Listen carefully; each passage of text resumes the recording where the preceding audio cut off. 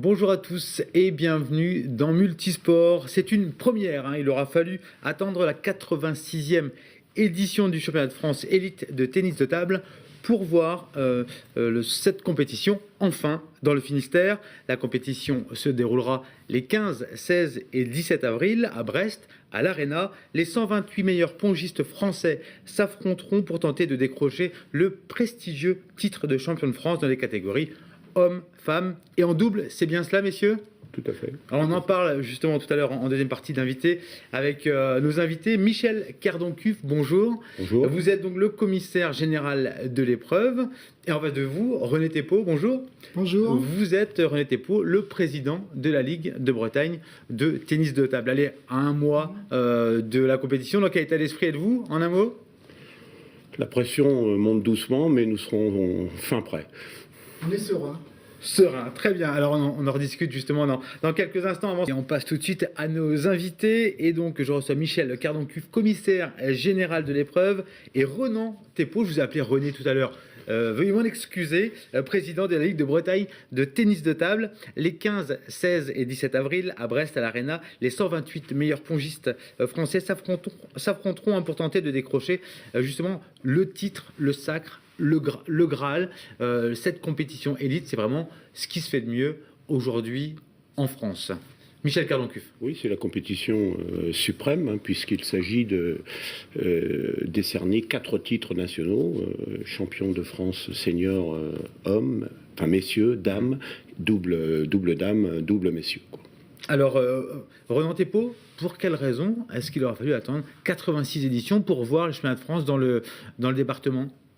On a bénéficié maintenant d'une salle, d'une superbe salle avec la ville de Brest. Et donc, c'est les installations qui manquaient. La ville de Brest, nous ayant sollicité les disciplines sportives pour voir celles qui étaient intéressées pour faire des compétitions de niveau national. Et je crois que nous sommes inscrits complètement dans cette dynamique-là.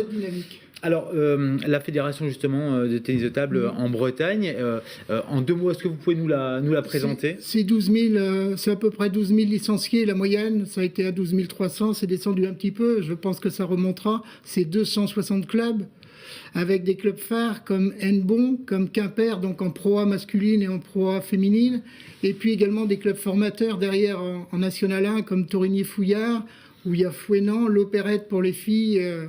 Voilà en gros le niveau justement sportif. Là on parlait du nombre de licenciés, mais en termes de résultats, on a une ligue qui est à la hauteur, je dirais. Alors au niveau senior, c'est plus compliqué parce qu'il y en a beaucoup qui partent, qui s'en vont après dans des clubs plus huppés, disons, parce qu'ils ont besoin d'entraînement individualisé, donc c'est plus compliqué. On a quand même le club d'Hennebont, mais autrement, jeunes, on a quand même des résultats intéressants. On a eu un titre de champion de France et des titres de champion d'Europe en cadet. Et puis également des titres de champion de France des régions ces dernières années. Donc au niveau de l'école des jeunes et du pôle espoir Bretagne, on se débrouille quand même pas trop mal actuellement. On voyait des images justement du club de Quimper qui pousse aussi, notamment, c'était Le Secours qui officiait là sur les images. Un bel espoir. Alors justement, on va parler du championnat de France qui se déroule les 15, 16 et 17 avril. Au niveau de la Bretagne, est-ce qu'on a des joueurs, joueuses qui vont participer à ce championnat de France élite ? On aura une quinzaine à peu près. Mais il faudra venir le vendredi les voir, parce que ce sont les poules. Après, ça sera un peu plus compliqué. Par contre, il faut reconnaître qu'en gars, on a quand même Quentin Robineau qui joue à la GV d'Hennebont et qui, lui, a une carte à jouer et peut-être une qualification olympique. Comment est-ce que vous préparez, justement, Michel Cardon-Cuff, vous êtes le commissaire général de l'épreuve, comment est-ce qu'on prépare un événement comme celui-là, c'est une première dans le Finistère ? Tout à fait. Première dans le Finistère, première donc à Brest. Écoutez, on y travaille depuis juin 2015, et nous avons créé un comité d'organisation qui se réunit tous les premiers mardis de chaque mois. Composé d'une quinzaine de personnes qui représentent tous les clubs principaux du département. Et c'est des bénévoles, que des bénévoles, et nous sommes allés au-delà, puisque dans le comité d'organisation, nous avons également des dirigeants de clubs bretons hors Finistère, quoi. Donc c'est un lourd travail, et c'est un des atouts de la réussite de ce projet, c'est qu'effectivement nous pouvons nous asseoir sur une adhésion large du mouvement sportif et des clubs, alors finistériens principalement, bien entendu, mais également de l'ensemble de la Bretagne, puisque cette organisation, ce projet est conduit à la fois par le comité départemental du Finistère et également par la Ligue régionale. Une des chances, si j'ai bien compris, c'est que cette année se déroulent les Jeux Olympiques. Il y a peut-être des places à prendre aussi. Il va falloir se montrer. Renan Thépaut, organiser de tels événements lors d'années olympiques, ça a une influence? Oui, tout à fait. Maintenant, on a... Le plateau va être relevé? Le plateau va être très relevé, notamment pour les meilleurs. Ouais. Michel Cardoncuff. Oui, au-delà, si vous voulez, moi ce que je voudrais dire également, c'est qu'au-delà du volet sportif, où effectivement, comme on le dit, le niveau est très élevé, la compétition, elle va être intense durant les 3 jours.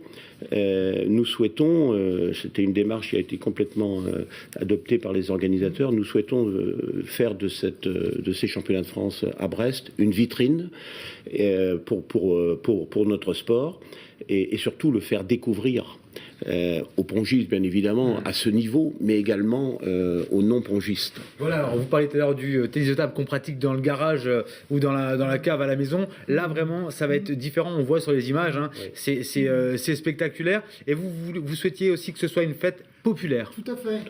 Une fête populaire pour tout le monde, et que tous les Finistériens se retrouvent là-dedans parce qu'ils ont une chance de voir du tennis de table.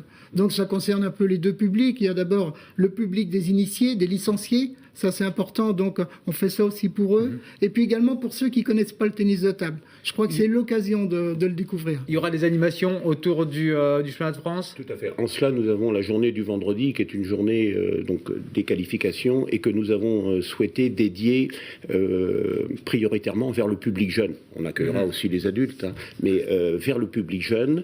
Nous avons prévu effectivement des animations dans l'enceinte sportive de Brest Arena, avec des animations ping, des mini-tables, des robots, et également nous aurons par exemple un stand de fruits où nous allons... Il y en aura pour tout le monde. Il y en aura pour tout le monde. Merci, voilà. Messieurs.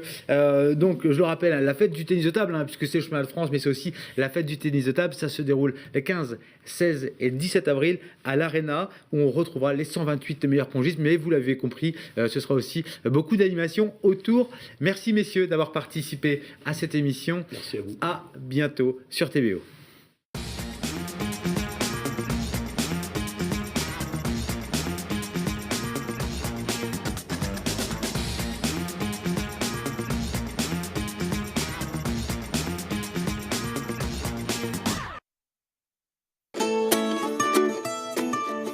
Multisport vous a été présenté par Youpi, le fruit des enfants.